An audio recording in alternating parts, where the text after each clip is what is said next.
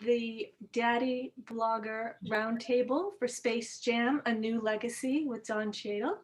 Perfect. Risa Chapnick will be moderating for you today. Please only ask one question, no follow-ups, and please mute after each question. We have 15 minutes. Risa, it's all yours. Thank you so much. And thanks to all of you, and Mr. Cheadle, thank you for being here today. We're so grateful. Glad to be here. So gentlemen, I'm so glad this is our first dad blogger roundtable that my firm has hosted. So I'm really excited to have you guys here.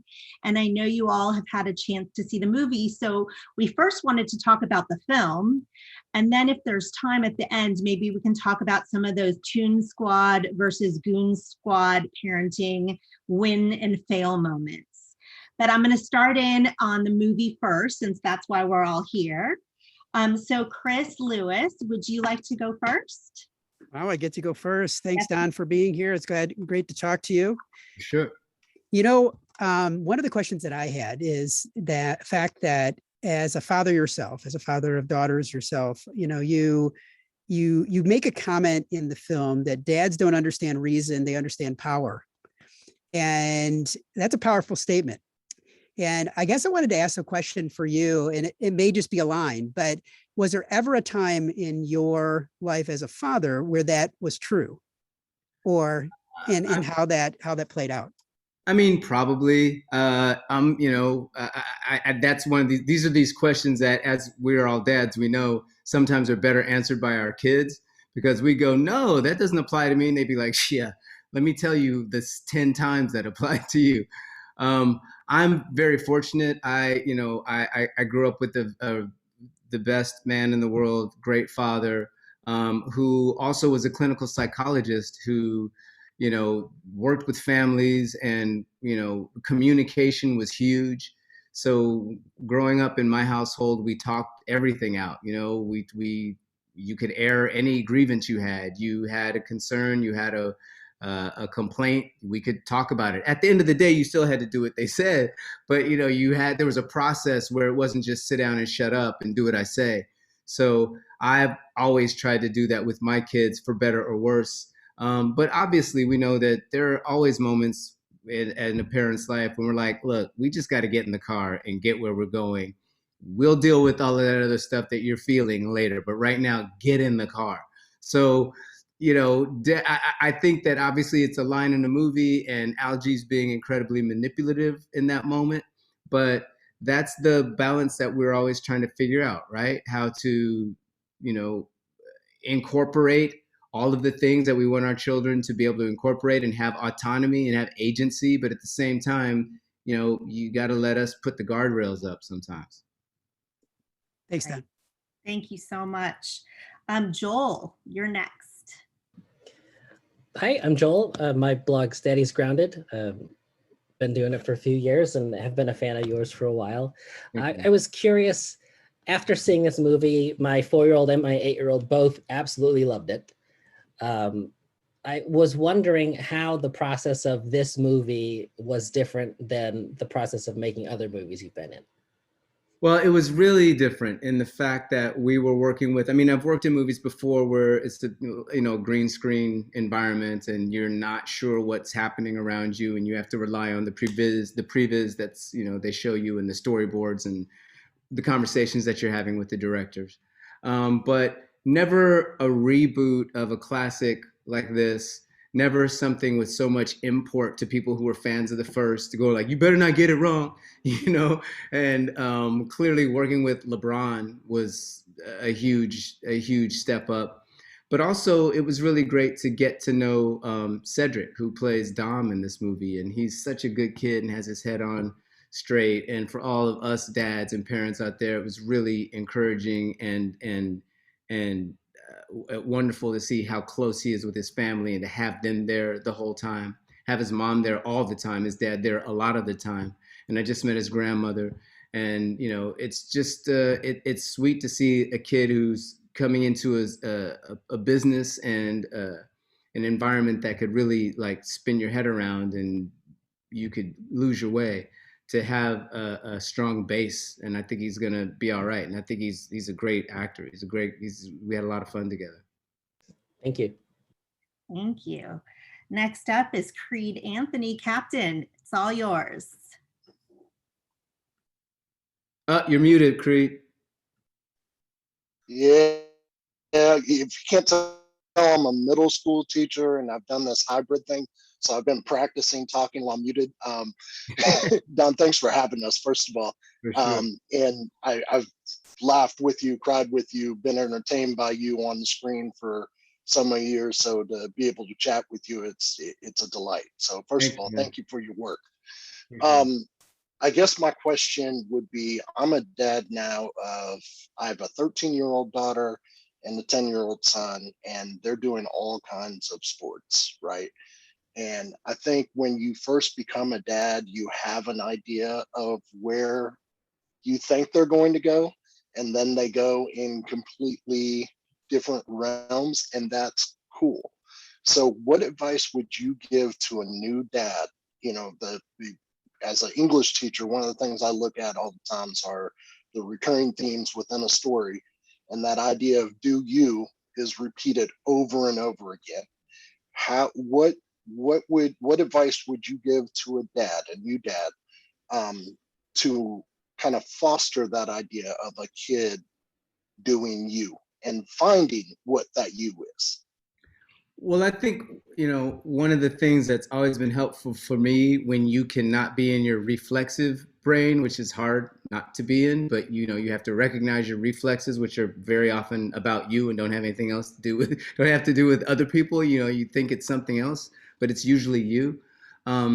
Before you're going to try to counsel your kid or do whatever, try to think about yourself when you were that age.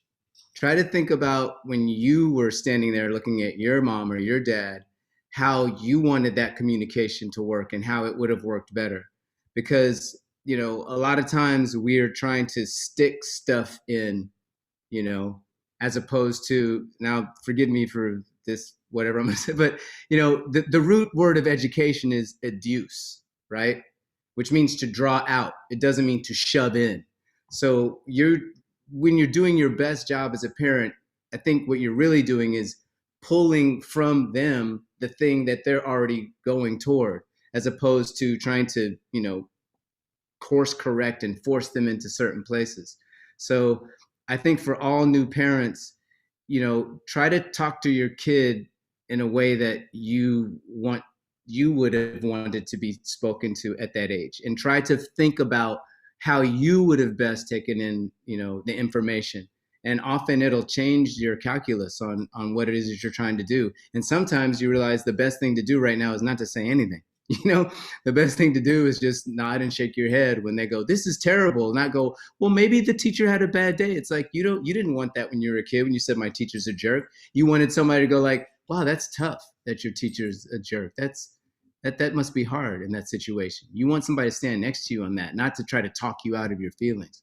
So that's something that, it's good to keep reminding yourself to put yourself in their shoes before you try to jam something in there. I feel like you need your own parenting podcast, Don. I feel like I'm learning a lot here. Sean Burgess. Trial and error. Sean, go for it. Hi, Don. This is Sean. I'm here with That's at LA. I'm also a fellow drummer, and I'm a music educator. And the question I wanted to ask you is, children are always teaching us lessons on how to be better parents. What is one lesson your kids taught you? I think, it's like not dissimilar to this movie. It's, that trial by fire of when your kids are headed someplace and you're looking at that going, that's not great. That's probably not going to work out. You kind of have to let them do that. You kind of have to let them fail. I think a lot of times our job is to provide the springboard and the cushion and some Band-Aids and Bactine when that happens, but you got to let them go out there and fall on their face sometimes. That's how you learn. You know, I used to say to my kids, don't go out there and make mistakes that you can't get you out of, and I can't get you out of. You know, you're a drunk driver and you go hit somebody in a car and kill somebody. It's like, that's on you. Daddy can't do anything for that.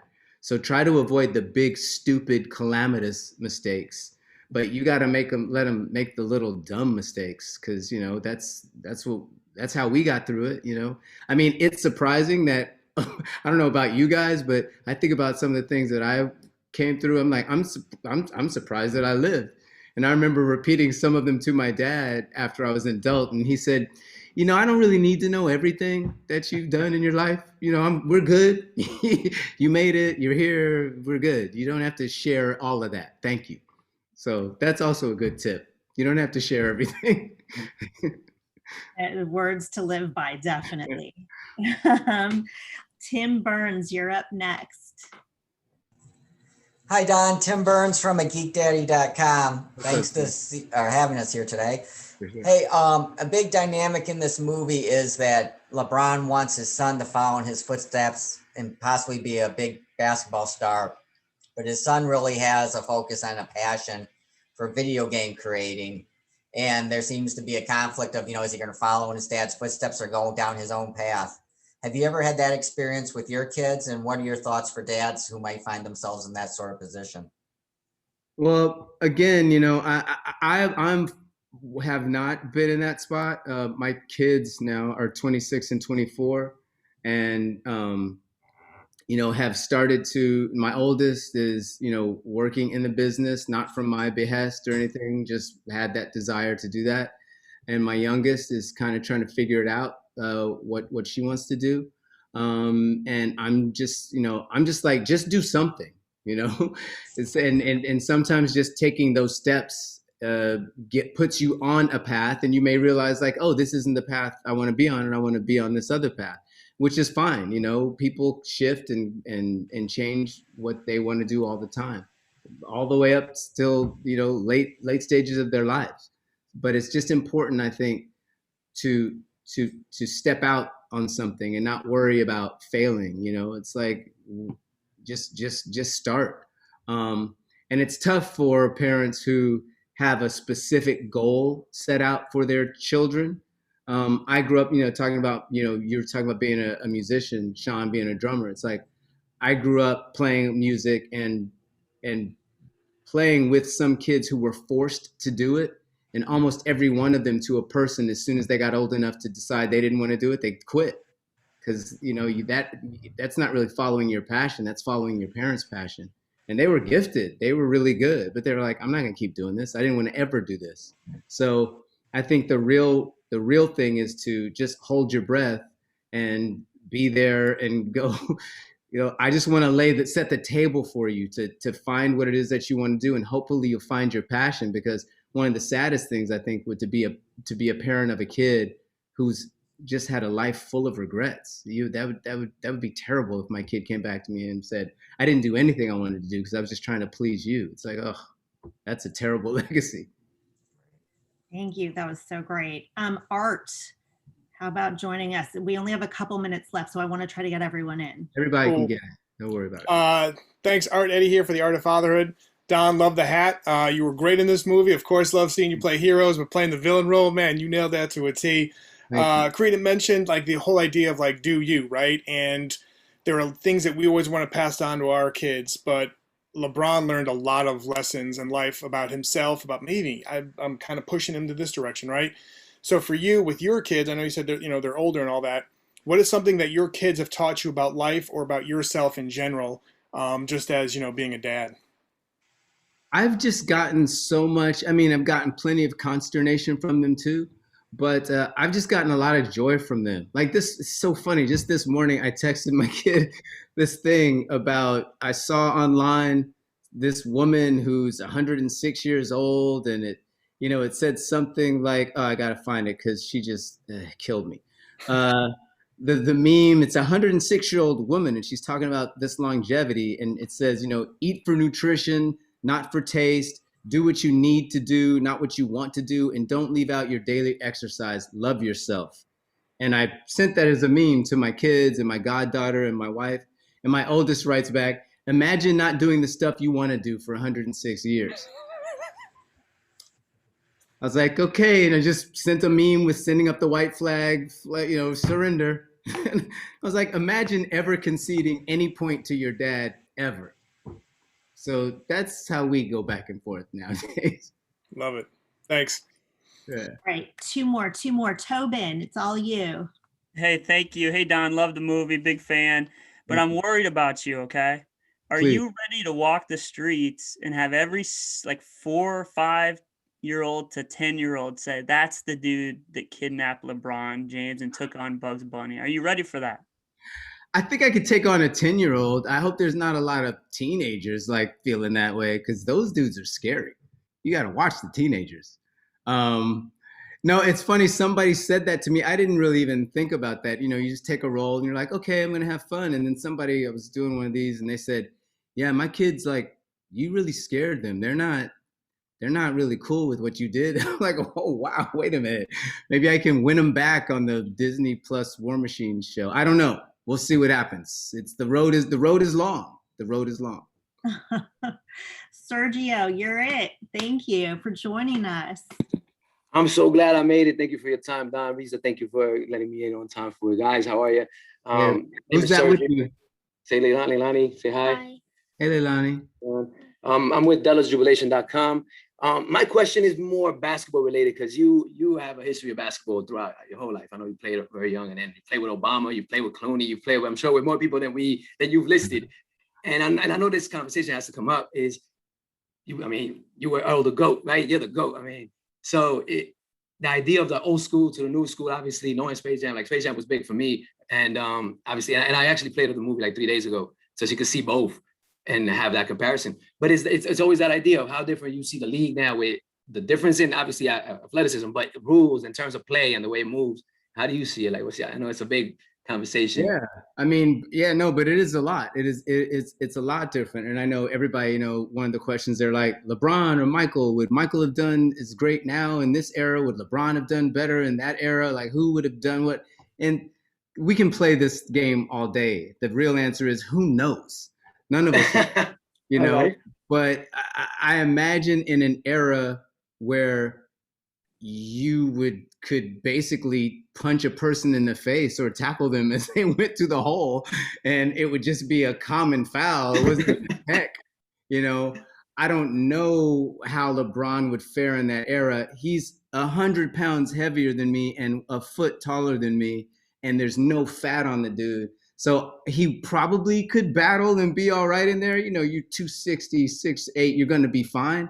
But it's different. And, conversely, if Michael played now where they can't hand check and you can't do any of that stuff, and he was just free to go to the rack, he was already like averaging 40 points a season. What would he be averaging if you couldn't touch him? Let's be fair. You almost couldn't touch him anyway. But if you really couldn't touch him and you really couldn't hand check, I don't know. He'd score 70 points a night. It'd be ridiculous. But you can't compare them, Okay. Although we want to, we can look at stats and compare stats. We can look off the court and talk about who they are off the court. And in some ways, really no comparison in my mind about what they've done as far as in their communities and for people. But at the same time, these are just things that are fun to what if, because the truth is they're both insanely amazing and one of one, and either one of them, the impact that either one of them had on the league can't be compared. Cool. Thanks for that. I appreciate it. And that's a wrap. Thank you all so much. Don Cheadle, thank you for being here and supporting this movie. And thanks to all of you dads. You were amazing. This was by far my favorite conversation. Dads. Don't forget to tell everybody to see the movie July 16th in theaters or on HBO Max. Thanks you guys. Thank you, Don. Thank you. We appreciate your time, man. Appreciate y'all. Thanks, Don. Thanks. Team, please cut. Thank you, everybody. Thank you. Please exit the room.